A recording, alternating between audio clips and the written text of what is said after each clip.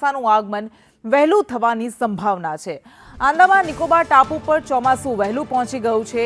પરિબળો સાનુકૂળ હોવાથી ચોમાસું વહેલું આવશે।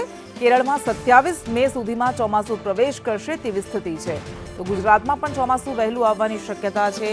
આંદામાન નિકોબારમાં કે જ્યાં 22 તારીખે ચોમાસું પહોંચવાનું હતું ત્યાં 13-14 ચોમાસું પહોંચી ગયું, જેના કારણે કેરળમાં કે જ્યાં સામાન્ય રીતે 1 જૂને ચોમાસું પ્રવેશ કરતું હોય છે તેની જગ્યાએ 27 મે સુધીમાં ચોમાસું પ્રવેશ કરે તેવી સ્થિતિ છે અને તેની અસરના ભાગરૂપે ગુજરાતમાં પણ ચોમાસું વહેલું આવે તેવી શક્યતા છે। પરિસ્થિતિ સાનુકૂળ છે।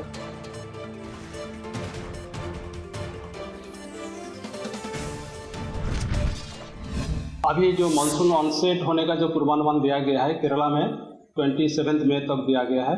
इसमें मॉडल एरर +- 4 डेज है। अर्ली ऑनसेट का तो अभी पूर्वानुमान दिया गया है। इस हिसाब से मतलब प्रोग्रेस करें तो गुजरात में भी अर्ली आगे हम अपडेट करेंगे।